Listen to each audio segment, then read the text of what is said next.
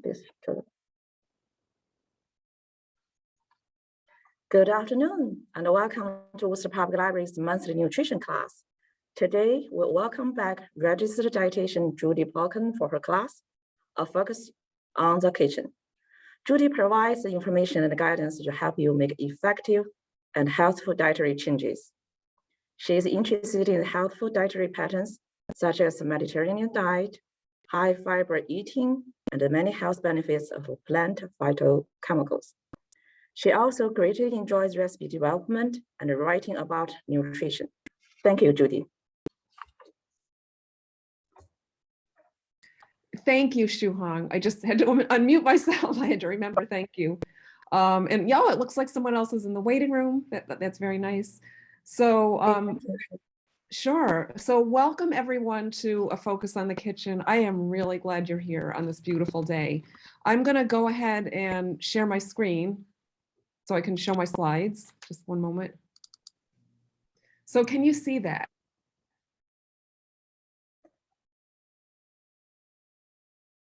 Are you able to see the first slide? Yes. Oh, very good. Okay, thank you. Thank you. I didn't know if you could hear me. Thank you so much. So welcome to this class. As we discuss life in the kitchen, I'll talk about some ideas that I hope are helpful to you.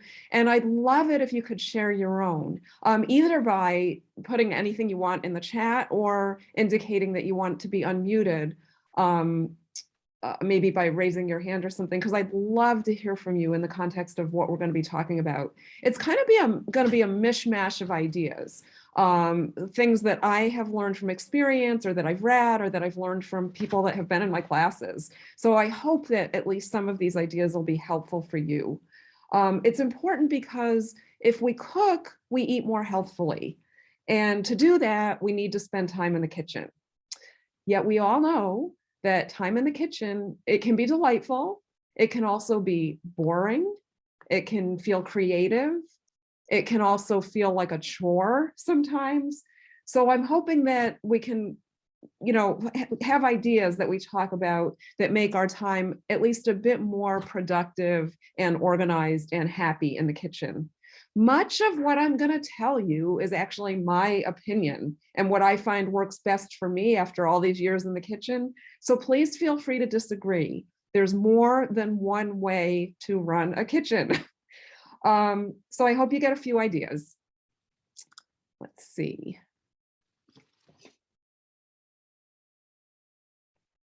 It was tricky. There we go. Okay, so what I want to cover is some tips about food shopping, a few cooking ideas, kitchen organization, and recipes like where we get them, how we store them. And throughout, I want to show you a few beautiful paintings that I really like that I hope you will like. So I'm seeking to answer in this most important of rooms, how can we plan, organize, and use our creativity to make healthful and delicious dietary choices? So here's the dilemma. Do you ever walk into your kitchen and think, what am I going to do? I have no idea. Sometimes I still do. It's not uncommon. And, I know there's ingredients there. I know how to cook.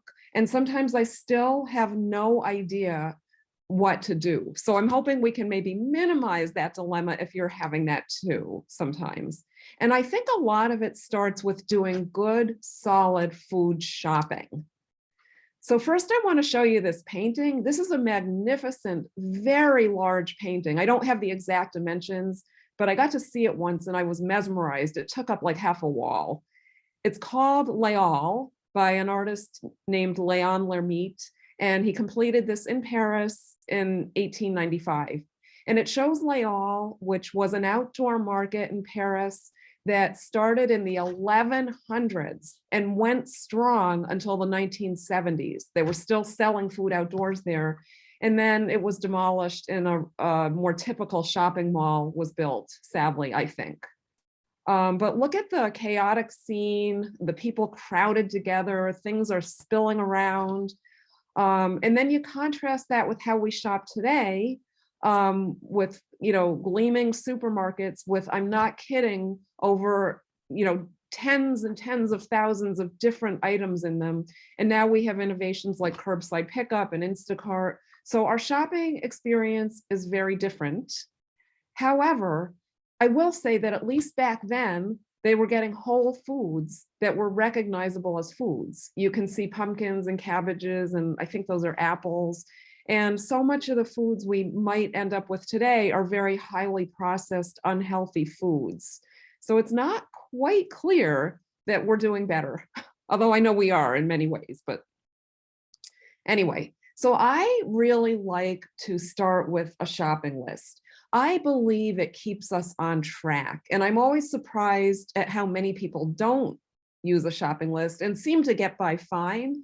But here's what I like. I like to have it as an ongoing project where it's out in my kitchen and I'm always adding to it and I'm always crossing things off. I like to have the staple foods on it, and I'm going to show you a slide in a minute that has what I think are some staple foods. And I believe we should add them as soon as we use something up and not wait until we have some magical organized moment where we're going to remember everything that we need, because it just doesn't happen. So like the way I feel is if I use up, for example, the rice, I put it on the list right then, or if I see I'm low, I never try to use up a staple. I always try to have a backup, but a system. Of course, you want to put in ingredients for recipes. Let's say you're going to be making something that you don't ordinarily make. You want to check and make sure those ingredients are in your kitchen or get them on the list, because if you don't have the ingredients, you can't make it. Well, maybe you can, but different people have different levels of tolerance for substituting other ingredients, but it's always nice to have what you need. I like to work on the list right after I shop. In fact, I think we should view it as part of the shopping. You shop, you come home, you put groceries away, maybe you do a little prep like washing some fruit or something, and then you fine tune the list. Cross off what you got, add a couple new things that you might have forgotten. Shuhong, do you want me to? Oh, we're good. Okay. So again, that list to be most helpful to you could be a work in progress. And I'm wondering if you do keep a list, where you keep it. I think that's so interesting where people keep it. Personally, I like it front and center. I like it out on my counter because I think kitchens are functional places as well as hopefully pretty places. So I like it out where I can always be working on it. You may not feel that way, or you may keep it totally electronically. If you want to tell us about it, put it in the chat box or raise your hand in some way. We should also shop smart. So of course, that means bringing the list. We've probably all had that thing happen where we get to the store and we've lost or forgotten the list, but it's best if we have the list. Don't shop when you're hungry. Again, we're probably all familiar with this. When we're hungry when we shop, we tend to rationalize many things that we really know we shouldn't be buying, and then we get them home and eat way too many of them. I've done it myself. So don't be hungry. Buy the best ingredients within your budget, but buy what you really like and makes you happy when you do your cooking. There might be special salts that you like. There's so many, slightly different flavored salts now. Extra virgin olive oil is one of those ingredients where you do get what you pay for. And if you spend a little extra money on it, you can get a good cold pressed, unfiltered one that has a rich flavor. And that's really healthy, by the way. And with vanilla, the really cheap vanilla extracts are mostly like sugar water with a little hint of vanilla. So that's not good. If you like to bake or use vanilla for anything, it's best to get one that says pure vanilla extract. And yes, it does cost a little more. And then this last one is really just me. You may not agree, or you may, but I'm a big fan of shopping often, like several times a week often, kind of like the European way where they, in some cities where they'll shop every day for ingredients. The reason being that I find if there's just a few things on my shopping list, like let's say I have a shopping list with 10 to 12 items, and I go in, then I feel that I have the time to really look at things carefully, really maybe read ingredient lists, compare products, check prices, maybe think of some other things too that would go well with it. But if there's like 50 things on the list, I feel overwhelmed and I just want to hurry up and get out of there. So for that reason, I like to shop often. Let me know if you agree or really disagree with that sentiment. It's really good to always have your staples on hand, as I mentioned. What I've put on this slide are some of the things, not all of them, but some of the things that I really like to have in the kitchen, and I find it hard to get by without. So onions, garlic, and for me, peppers. I love peppers. And I'm talking mainly about like sweet bell peppers, although other peppers are good too. Oh, two people in the waiting room. I don't know if you see that, Shuhan. Tomatoes, both fresh and canned. I can't imagine being able to make a lot of the things I love, even soup. Even very often I'll throw some tomato paste into a soup. So those would be hard to get by without. Frozen produce like peppers, again. I get those bags of frozen peppers at Trader Joe's, and frozen berries. Lemon is just so wonderful for so many dishes. And yes, I will confess that sometimes it's just bottled lemon juice, but I have to have lemon. Beans, lentils. I like to have lots of grains, in particular brown rice and wild rice, but also barley and oats, quinoa. I love to have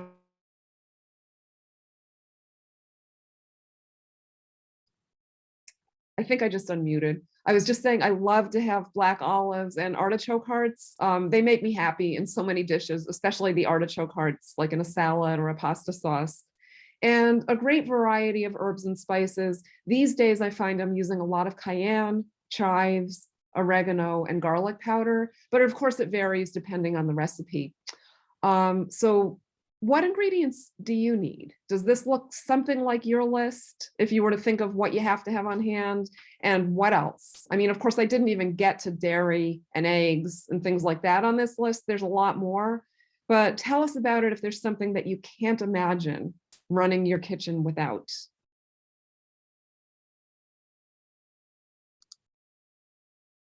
I often feel like I'm off to a really good start if I've got something like this going on my stove. Just a pan sauteing with peppers, garlic, and onions. I just feel like things are going well and dinner's actually going to happen once this gets going. Okay, so now I'm going to move on to a few cooking ideas. I love this painting by Haytham Souteen from 1916. He was an expressionist painter. He was born in what we now call Belarus, and he ended up in Paris, as so many artists did.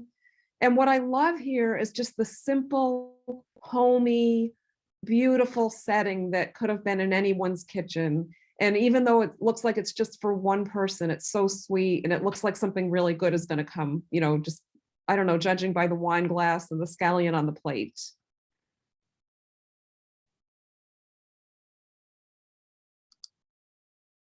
So here's a blueprint for a healthy meal. You've probably all seen the USDA My Plate.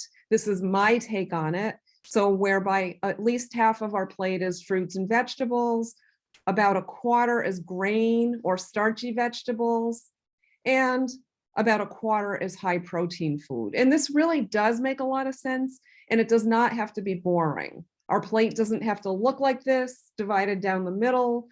This could be a one-pot meal, for example, but these are sensible, healthful ratios, as opposed to the old way that a lot of us maybe grew up with, and maybe, you know, still goes on in many households, where a lot of the emphasis is put on a big piece of meat, and the other foods are just kind of relegated off to the side. This is not healthy, and we shouldn't do this. So it's a really, really good idea to have recipes that you can fall back on. Some things that are your, you know, your fallbacks, that if you get into the kitchen and you aren't quite sure what you're going to make, that they're easy for you and you've made them many times and you can kind of whip them up. So compile a list, either on paper or in your head, and it doesn't have to be many. It could even be just like 3 or 4 that you're good at. You know, maybe you have a chili you like to make, or a pasta bake, or a stir fry, or something. But something where you tend to have the ingredients on hand and you enjoy making it and it's not hard. Once you have them, keep yourself inspired, because sometimes we forget. Sometimes we're really stressed and rushed and we're not sure what to make. I recommend you tape favorite recipes inside cabinet doors. I've learned this, and then, you know, cabinets that are right in the area where I cook, I can just open up, and if I need it, there's the recipe. You could also just hang your list in there if you feel it would be helpful to you. I also like to hang photos of healthy and delicious foods on my refrigerator. So if you don't mind hanging things on the fridge and cluttering it up, they can inspire us. So this picture of a salad is hanging on my refrigerator right now. I made this salad a couple of years ago for a special dinner. And not every salad I make has raspberries and olives and everything in it. This one came out nicely, but it inspires me to make more salad and to remember that I can do this, and to remember how much I enjoy this salad. So I think for many of us, we're visual creatures. So if we see it, we get reminded and we get inspired. And by the way, you can also get your inspiration, not just from what you've made, but from magazines and things you find online. Tons of pictures.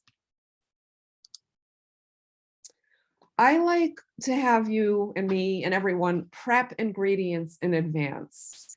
So doing things like washing fruits and vegetables, maybe peeling carrots, getting them in a state where they'll be easy to use, unless they're really fragile, you know, something like strawberries, you might not want to wash until you're going to use them. But anything that's at all hearty, if you have it washed and ready, that'll make your life easier when you go to make a meal. You can cook a batch of whole grains, for example, brown rice, quinoa, barley, and then you can refrigerate it. It will keep several days in your refrigerator, or you can even freeze it in small amounts. And then you've got side dishes, you've got grains that you can throw into a soup or casserole. It's just one less step that you have to do on a busy evening. And chopping and freezing ingredients like onions, leeks, and ginger, I am finding these days to be very helpful.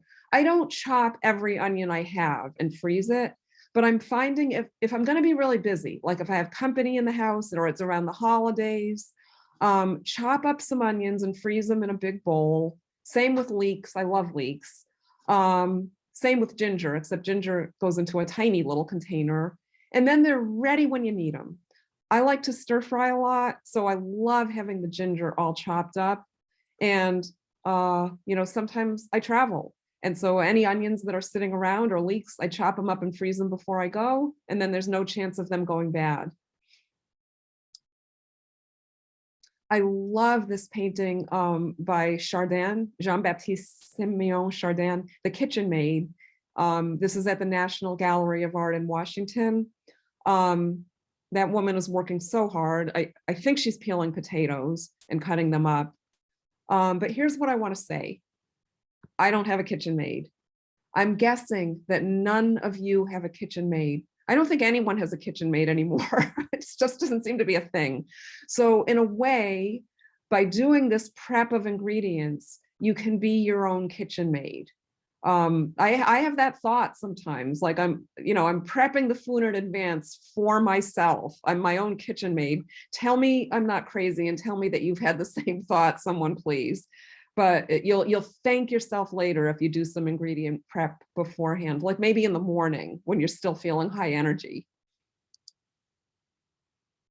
Here's another thing, and you've probably all done this, but cook once and eat twice, or even more, depending on how much you intentionally increase those ingredients. So if you double or triple recipes, you're set for the next 1 or 2 or maybe more dinners. That can be great if you have a busy week coming up. This can be a nice thing to do on Sundays. Or you can just freeze the leftovers, and then on busy evenings, it might be a month or 2 later, you can defrost and enjoy something. And by the way, anything that you know you're going to be microwaving, whether you're storing it in your fridge or your freezer, I recommend you put it in glass, not plastic. Just I feel it's safer that way. Here's another creative thing. This has been trending and popular for a few years now, sheet pan meals. And this is an example of one from the Food Network. I'm not including the recipe because if you're interested in this particular one, you can just Google Food Network. It's a shrimp sheet pan meal, and they've got several. There's many sheet pan meals out there. But the idea is you cook everything in one pan, as the name implies. And I looked at this recipe. It looks very easy. They do have you adding the vegetables and the shrimp before the bread because you don't want to burn the bread. And I would recommend a whole grain bread. This doesn't look like it's whole grain, but I would recommend whole grain. But it looks delicious. I can't wait to try it. And I like the idea of less dishes to wash. And I think the presentation is beautiful. Let us know if you've been cooking sheet pan meals or, if you prep your ingredients in advance, tell us about it. Another great idea is protein bowls. And these also go by other names like energy bowls or nourish bowls or Buddha bowls. The concept is you're putting everything in a deep bowl, like definitely vegetables, a protein source, some kind of a whole grain. Like here it looks like I think it's brown rice, not entirely sure. And maybe some nuts and seeds. So there, in this picture from Wikipedia, I see edamame and I think it's tempeh. So there's good veggie protein here. Oh, it looks like there's white rice and brown rice now that I'm looking more carefully. There's avocado, various other veggies, and of course you can flavor it. I've listed some ideas here. You could also put in fruit. And I spent some time wondering, like, how is this different than a salad? Because a lot of us like to make salads and maybe put a protein in it. I think there's the real emphasis on having the high protein food in it. And also, if you notice, the ingredients aren't all mixed up. They're separate, side by side. So the presentation's different, very pretty, great, healthy way to eat. Here's something that I've discovered I like to do if people are coming over, make your own salad bar. So rather than make a big salad, put the greens in a bowl, as I have shown here on the left, and then just put all the fixings that would go into the salad into various little bowls, and people can create their own. And it's fun to see what people come up with because no two people will have the same salad.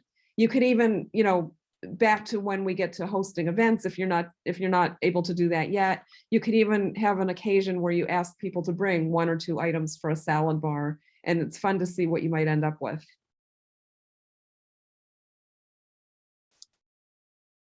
And then there's the whole mason jar salad thing. Maybe you've tried this. There's lots of recipes online and lots of pretty images for mason jar salads. This is one that I created, and the recipe is on the handout that you will receive.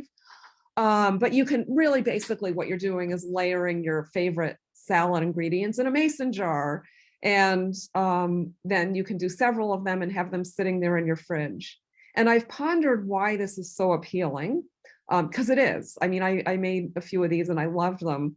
I think part of it is they're in these classic containers that we all have seen and we know, and they're adorable. And they're ready when you can bring them with you, it's not going to spill.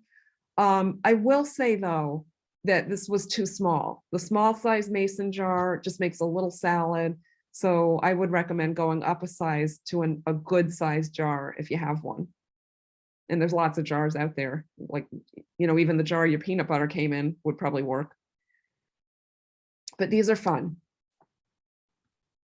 I also want to say about cooking that, we know there's a lot of environmental crises going on with our planet, and there are things we can do in our kitchens to help in our own way address these. So food waste is a big problem, and food waste has its own large carbon footprint. Food that rots in landfills produces a lot of methane, which is a really potent greenhouse gas. So try to use every bit. Some examples of some of the things that people sometimes tend to waste that I've observed are the greens from root vegetables, like carrots and beets and radishes. All the green tops, if you have them, those are edible. You can put them in whatever you're cooking. Leeks and scallions, those dark green tops, totally edible. The stems on broccoli and cauliflower, slice them thin, put them in your soup or stir fry or salad, totally edible. And then you're getting more of the nourishment from all these veggies. If you've got a lot of veggie, scraps, I'm using the word scraps, but they're perfectly good, maybe consider making a pot of soup, putting in your veggies and some grains. Maybe you've got some grains in your fridge, and any beans or lentils, and you can be really creative.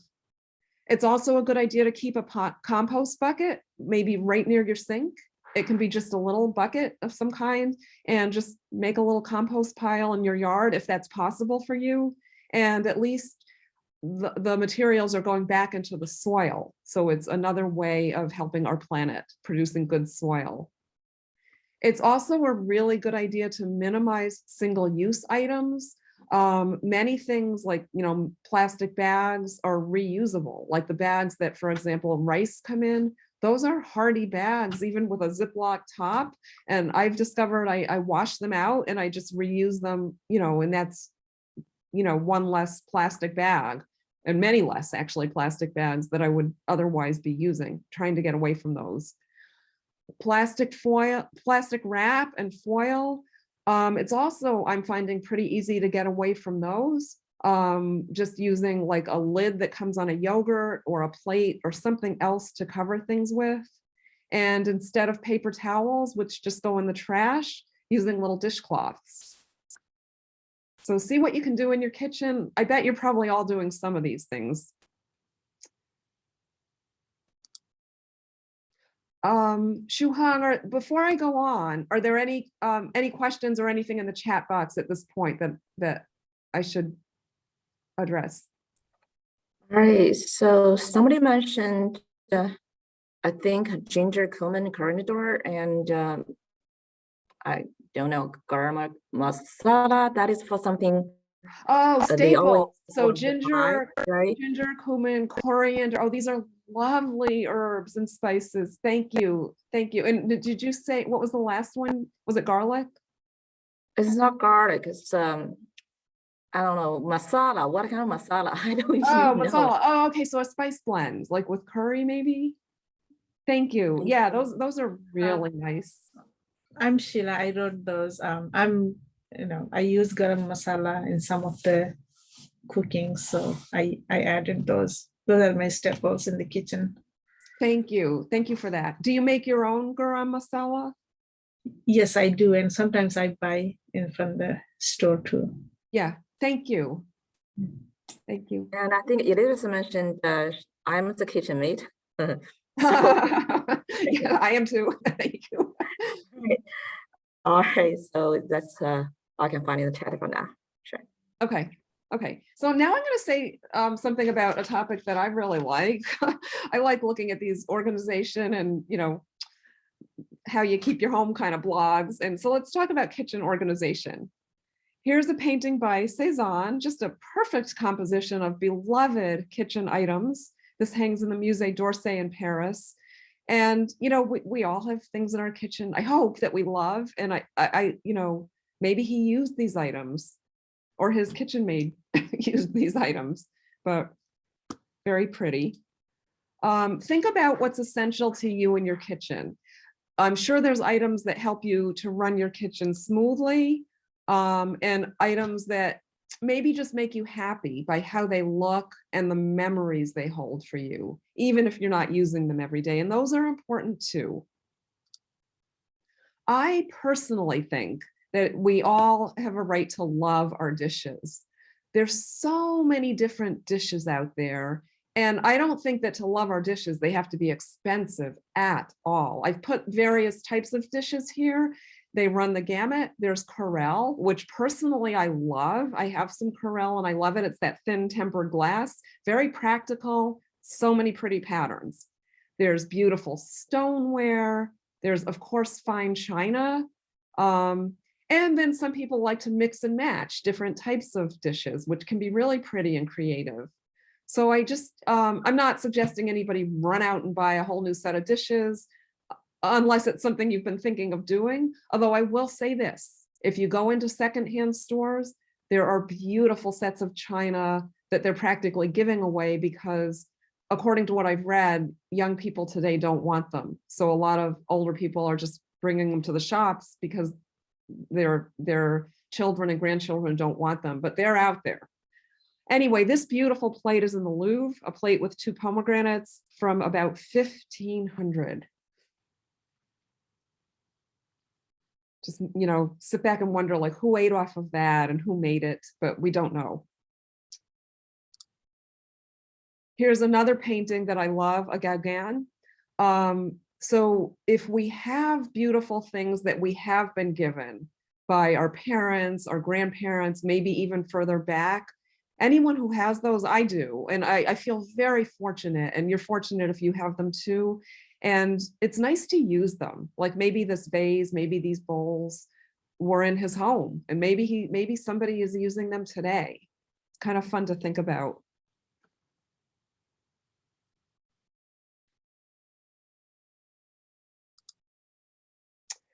Kitchen real estate. No matter how big of a kitchen you have, whether it's large or small, we all have a limited amount of space. And I think that things run more smoothly if we put items in the right place rather than having it be kind of haphazard. So, thinking about where we put things, it's really important to have your favorite ingredients that you use a lot be accessible. Utensils and pots and pans that you use a lot should get the very convenient cabinets and drawers and counter space. I remember once a long time ago in someone's kitchen, she had flower pots in like a cabinet that was front and center. And she wasn't using the flower pots in the kitchen. It was just that's where they had landed when she moved in, and that's where she was storing them. And all I could think, even back then, was that's not the right place for those because it's taking up the space for something else that you use all the time. Also, appliances. If you have appliances that you really like to use, it's nice to have them out where you can get to them. This can actually be a matter of your health because certain appliances can really help our cause in trying to stay healthy, like a blender that you could use to make healthy smoothies, or a rice cooker that you can use to make all kinds of whole grains. So I know some people love to have clear kitchen counters, but I believe that if you keep them out, you might be more likely to use them. Let me know if you agree or disagree. It looks like there's a bunch of things in the chat. Do you see that, Shuhang? Or is that just the things that you put in about the class? Okay, thank you. Okie doke. I want to introduce the concept of mise en place, and you might have heard this term. This is a French term that a lot of chefs use, and it has to do with the setup required for cooking and organizing and arranging your ingredients. So if you're going to make a recipe, read it from beginning to end. If you have a recipe, maybe it's just in your head, but take a look at it and familiarize yourself. Get everything within easy reach. Gather together your cups, your spoons, bowls, pots, pans, measure out ingredients, like even spices. Prep, wash vegetables, chop onion, drain and rinse beans, peel potatoes, juice and grate lemon or lime. So you're kind of being your own sous chef or kitchen maid for that matter. But the cooking goes so much more smoothly. That's how they do it on the cooking shows on TV. Somebody has done the prep work beforehand. So mise en place, that's part of what it is. And it is a concept that does make things go more smoothly. Oh, I love this lemon by Manet, also at the Musée d'Orsay in Paris. I like it because, well, two things. I like looking at all the different colors in it. You know, first we think, oh, a lemon is just yellow, but There's red and green and brown, and you know, it's multicolored. And also, I just find that lemon brightens so many dishes and so many ingredients, and love to use it all the time. I like to make lentil soup, and it comes out pretty well, but then it's really even better after I add a little bit of lemon juice once it's done.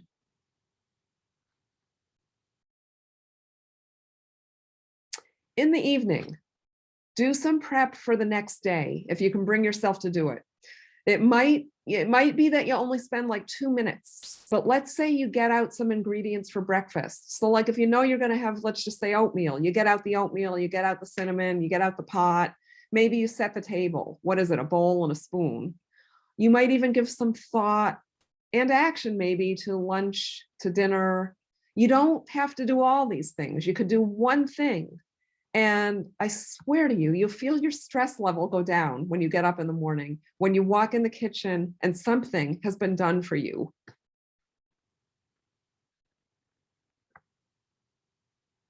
Have a kitchen sorting and cleaning. You're the host, you're the guest, but this involves cleaning your cabinets, your fridge, your pantry, if you have a pantry. If you're going to do this, if it needs it and you're going to do it, realistically ask yourself, how long will this take, and plan for it. I do not believe the magazine articles that imply that you can do this in one day. I really think if you're going to take things out and sort, and especially clean, like let's say you're going to wipe out every cabinet, weeks is more realistic. You might set a goal like, okay, I'll tackle 1 cabinet a day or 2 cabinets a day. I'm just trying to be realistic here, so we don't set ourselves up for feeling disappointed. But as you're doing this, you get to find out, has the lack of something been holding me back? Do I need more wooden spoons? Do I need more dish towels? Are there certain ingredients that would enhance my cooking? And then if any of that is the case, you get to go shopping. So this can all be fun. You should also purge what is no longer useful, because again, if you have a bunch of things in there that you never use, it's taking up valuable real estate. And I think we function better in a kitchen that isn't crowded with a bunch of things we don't use. And when I say purge, by the way, to be very clear, I don't mean just put it in the garbage. I mean, if it's in shape for no one to use, then it might have to go in the garbage. But if you know someone who can use something that is in good shape and you're just not using it, or if you can give it away or sell it or anything, that's better from a recycling environmental standpoint. I love what I call kitchen vignettes. This is just my term, a pleasing array of foods or items that helps you to cook and eat better, or maybe just makes you happy because you see it going on in your kitchen. So it might be a bowl of fruit, which is wonderful, out on your counter or your table. It might be a spice rack that is out and visible, because bottles of spices are really pretty, I think. It might be that you have jars of dried beans, lentils, bran, pasta.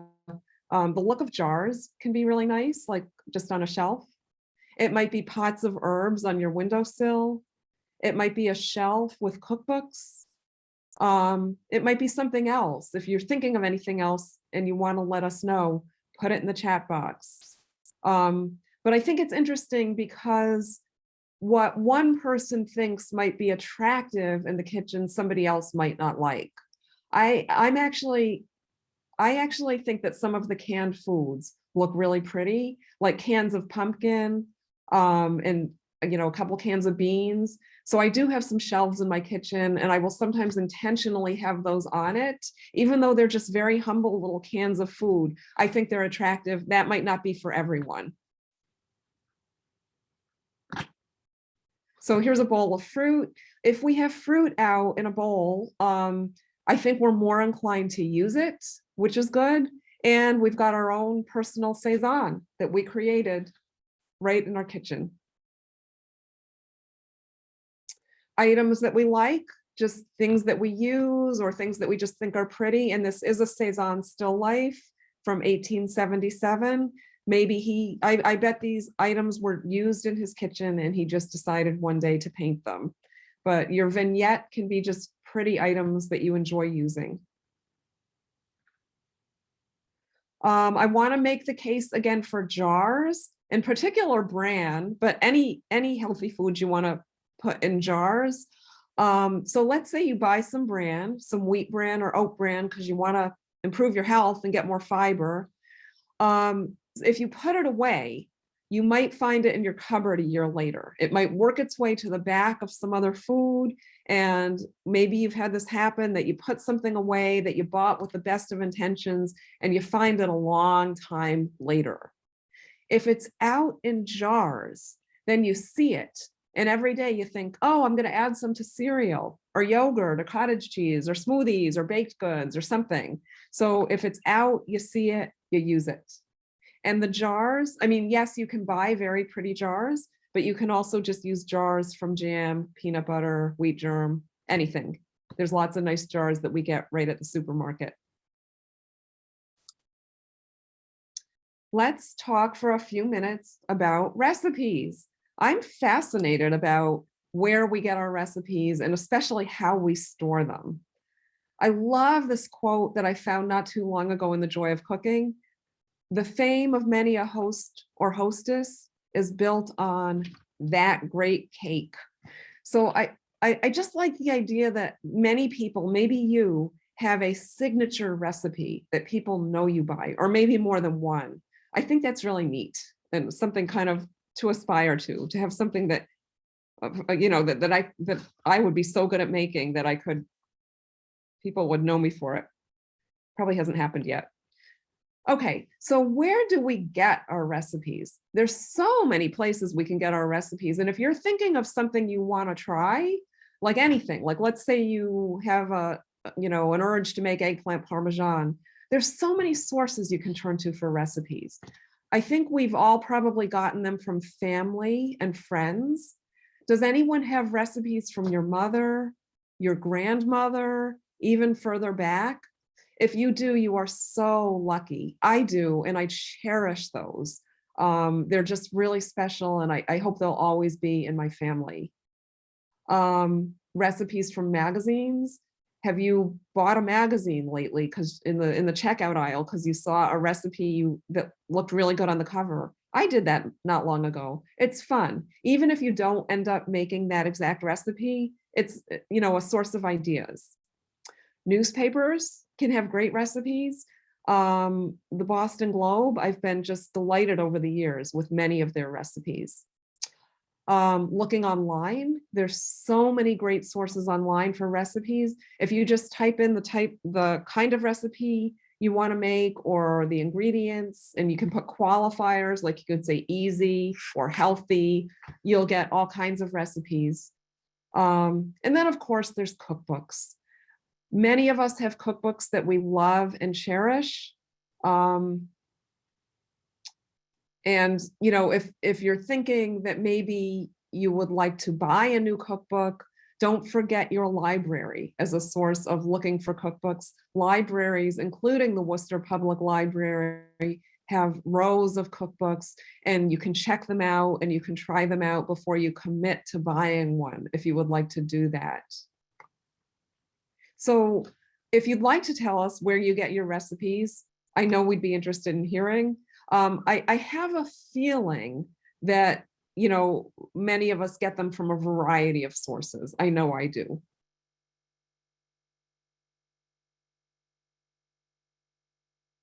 Take notes on your recipes. And to me, this also means in my cookbooks. You can write down suggestions for next time. You can write down whether you liked it or not. The way, again, this is my opinion, like so much in this class, but the way I feel is it's your cookbook and you're allowed to annotate. The cookbook is a tool for you. So if you agree with that, take notes. Maybe you already do. It'll help you when you go back and look at the recipe and sometime in the future. How do you store your recipes? You might have a recipe box, like the old fashioned kind that maybe our mothers had, like the one shown in the picture here. But the problem is that not everything fits in there. Even if you had several of them, some recipes are like, a whole magazine page or a whole Word document somebody gave you, and it doesn't fit easily in the box.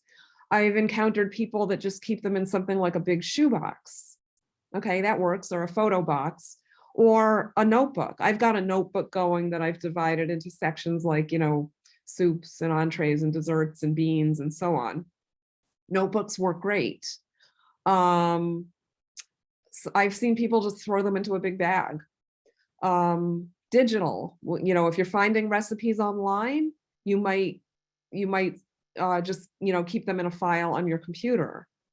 Do you use some combination of all these storage techniques? I find that I have to, and this is frustrating for those of us that like to keep things in the same place. But I think those days are gone, that we can keep all our recipes in the same place, because you might want to store your old family ones in the recipe box, and you might have a notebook going, and you might keep some on your laptop and so on. This is what I find. So hard to keep them all in the same place. And do you have a place that you keep your recipes that you're hoping to try? This is a whole different category of recipes. Someone's given it to you, or you found it in a magazine. Where do you put those?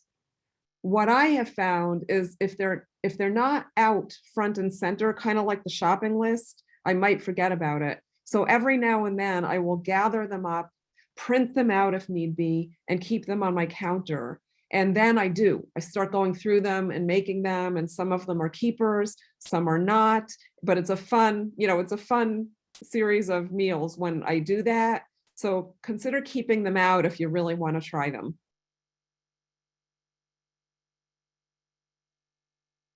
And now I just want to say a few words about the manner in which we cook, because that's important too.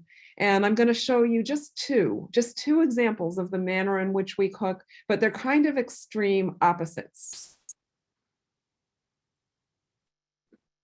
So here's the first. These are images for commercials for the product in the meal kit program called Tavala. And if you watch TV, you've probably seen commercials for Tavala. They're snappy, and it showed the one that I saw that prompted me to pursue this a little, showed a young happy person saying, she just pops these ingredients into this special Tavala oven, and then she says, I can fit in a workout, a conference call. Okay, so the food is delivered to you. Like many meal kit programs, it's delivered to you fresh, and then it's got some kind of a barcode on it, and you have to buy the Tavala oven. All I can think of is, where on earth would I put this thing, even if I wanted it? The counter space is taken up. But okay, so you scan it in, and then the oven sets itself for the right temperature and the right time. What makes me sad about this, I'm sure it works for some people, but it doesn't give any thought or homage to the idea that cooking is something we should devote our thought and creativity to, and maybe put a little bit of work into.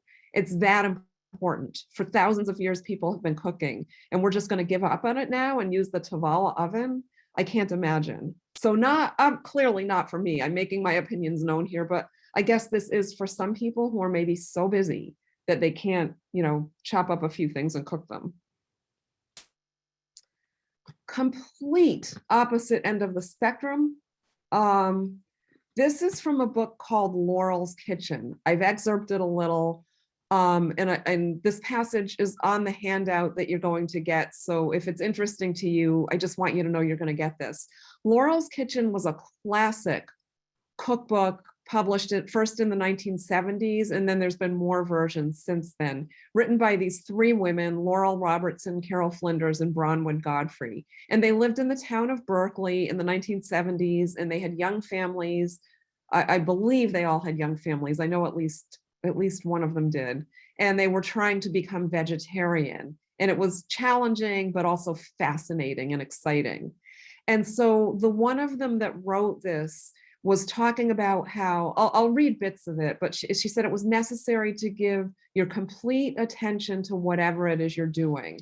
And she said becoming one-pointed, which means really focusing, didn't mesh with her Western idea of efficiency. So stirring with one hand and doing something else with the other hand. And she had to work hard to get herself to focus and slow down and do one thing at a time. She used to listen to the radio, the news, every day during dinner preparation. So she said for months, she went on working with half my mind, listening with the other. And then now I want to read to you. The real problem wasn't with the food, it was with the cook. At half an hour of the latest, and I was decidedly rattled by the time I got to the dinner table. Fragments of half-heard news reports skittering through my mind, veiled predictions of war, famine, and depression weighing me down, leaving a terrible taste in my mouth, distracting me from our family and their more immediate concerns. I was gradually coming to realize that it isn't just food you serve your family. I wanted to nourish them in subtler ways as well. My state of mind couldn't help but affect theirs. So little by little, news coverage gave way to music. Before long, though, that too came to be a distraction. At last, the radio was stilled, and I was able to admit to myself how deeply satisfying it is to work in silence. Bear with me one moment. I'm trying to get back to so I can see you. Okay. Is Sheila in the waiting room?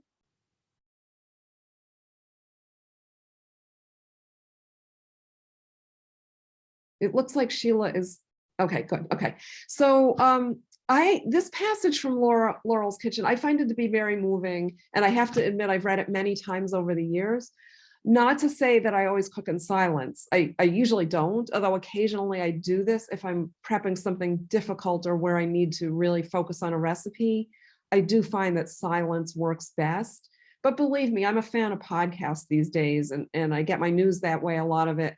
And so if I'm making something really easy, I do have something on. But I want to say that sometimes it really is nice to just focus on the food and focus on what we're doing and really pay attention in the kitchen. Let us know if you've tried this, what you think about it, or for that matter, if you like the Tavala oven. Would love to hear your opinion.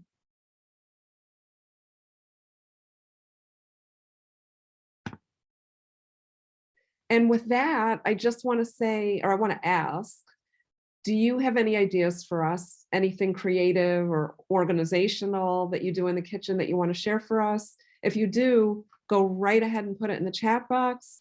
Or is there anything new that you plan to do?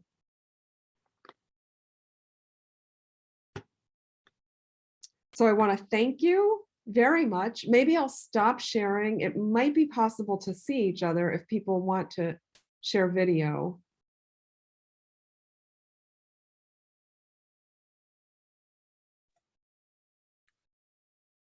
I've unmuted all of you. If you want to say anything you want to share with Judy, with the rest of us, feel free to do so.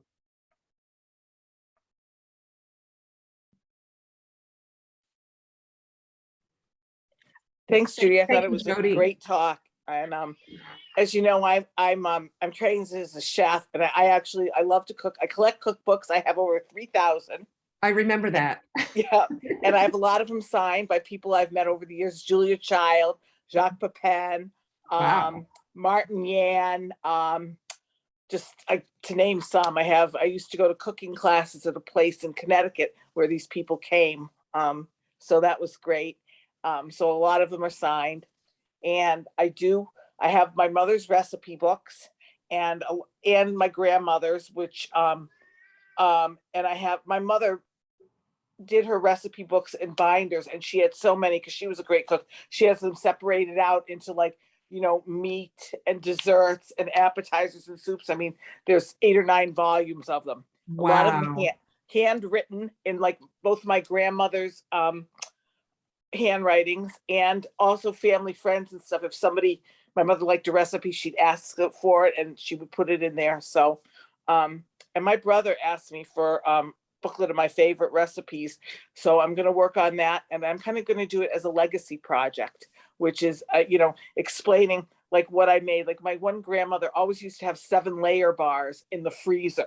And like going to her house, being able to just get one of those out of the freezer.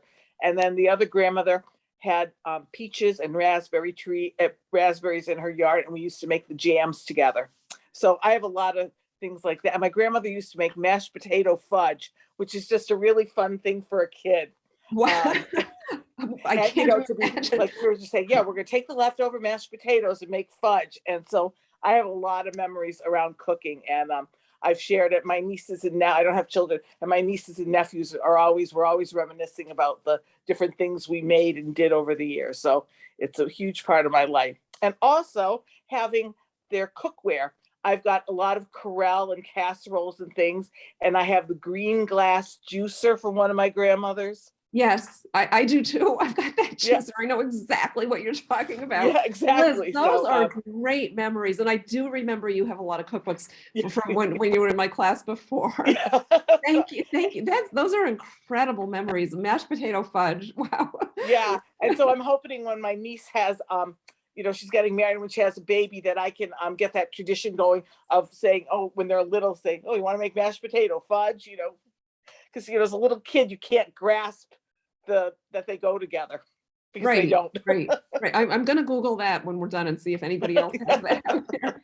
Anybody else have anything to share about recipes or anything? Any organizational tips?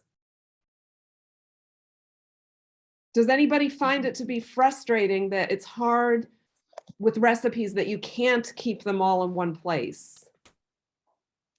Yeah. Yeah. What do you do, Jody? Well, they're all piled in the closet, one on top of the other, so it's hard to access. But I do have some from my mom in a certain cookbook, so I can find those right away. Yeah. Thank you. Anybody Thank you. else? Anybody else? Where you keep things in your kitchen or what you have to have on your shopping list? I like to have things so I don't have to run out to the store and get it all the time. So my favorite is baking. So I just make sure I have vanilla and flour and sugar and all the basics, chocolate. So I like to make brownies and things called coffee bars. So yeah, to have those, then it's easy to bake. Yeah.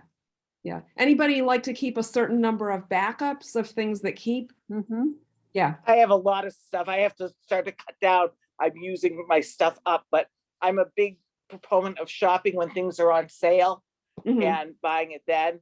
And I just want to mention on that when you're talking about lemons, because I don't like the bottled lemon juice. It's got that little bit of an aftertaste. But Patel Brothers on Route 9 in Shrewsbury is a wonderful place to shop. They have great produce. They have, great inexpensive, like a big bunch of parsley, because everything's gone up these days, is really inexpensive compared to what you would get in the regular grocery store. As well as right now they're expensive, but lemons can go sometimes be 4 for $1 there. Right now they're 3 for $1, and the same with limes, but I've seen them go up to 6 for $1 there when they're in season. So I'm never without. That's cheap. Wow. Yeah, very cheap. Thank you for that, Liz. I like Patel Brothers. We go there and buy big bags of lentils and split peas because I love to make soup, but I'm definitely going to take a better look at the produce. Thank you. And they have a lot of, and the spices there too. They have all the spices and they're very, very cheap. Yeah. Wow. So yeah. Thank you. Anybody else? Any other comments, questions? All right, Susan said, thank you, Judy. It's always wonderful. I always learn. And Jody mentioned that. Tish, thank you so much. Great ideas. Thank you. Sure. Well, I hope people got ideas. I always get ideas from talking to all of you and inspired to get back in the kitchen. I Mhm. actually like being in the kitchen. I'm happy being in the kitchen. I mean, I wouldn't want to be there all the time, every minute, but I don't mind being my own kitchen maid. I'll be honest. So thank So you.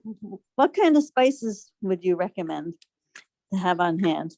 Oh, I mean, ideally all of them. I mean, you know, a lot of the ones that get used in Italian cooking, like basil and thyme and Yep. parsley and oregano. I love my cayenne pepper and using a lot of garlic powder lately. I like some of the blends like Za'atar, and I like the Trader Joe's umami mix. Trader Hmm. Joe's has a few good spice blends, and their prices are reasonable. And the umami mix has dried mushroom in it, which does add a nice umami savory flavor. Mhm. Love oregano. This summer we were growing a lot of oregano outside, and as it got cold going into the late fall, I moved it in, and for several weeks it was growing on my windowsill in the kitchen, and then finally it didn't do so well, but I loved that. So Neat. that's a project I'd like to pursue, is maybe having some kind of an indoor growing area. Mhm. Yeah, Neat. sure. I also Thank you. like, I will be honest, I like Old Bay seasoning. I haven't bought it. I'm out and it's been a little while since I've bought it, but for cooking fish, just sprinkling some Old Bay seasoning on it, quick, easy, delicious. And also that Trader Joe's umami seasoning is good on fish too. What was the first one? Old what? Old Bay. Old, but yes. Old Bay, Yep. yeah. Sometimes you even Yeah. see it in the fish department. It's always in the Right. spice Yep. aisle, but sometimes it's Right. even in Yep. the fish department. Yeah. Yep. Yeah. I also like rosemary very much, like on any kind of Mhm. poultry. I think rosemary is wonderful. So Right. there's Yep. not, I don't think there's any of them I don't like. Mhm. And they're healthy. They're a different topic for another class, but they're really healthy for us. They have all kinds of great compounds in them, antioxidants, anti-inflammatories. Yep. Yeah. One Sounds real great. upside to the pandemic for me was I've always liked to have a vegetable and herb garden, but I don't have the time. Or I'd come home from work and be like, "Oh, I'll water tomorrow," and it just didn't work. But Yeah. I had time. I was there right on top of everything because I couldn't go anywhere. And I had not last year, but the year before, Boone tomatoes and all the herbs, and it was so nice to go out and pick lettuce and cucumber and herbs and tomato from the garden and just have it in the salads. It was great. Yeah. Yeah.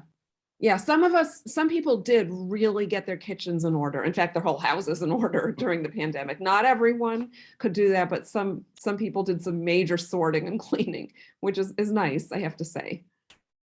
Yeah. So, well, thank you, everyone. Thank you, Shuhong. This has been so Okay, much fun to sure. talk to you. Right, Come thank you back very next much, month. everybody. Next month is exercise. If anybody's Oh, interested. good. Totally Thank you different so much, topic. Judy.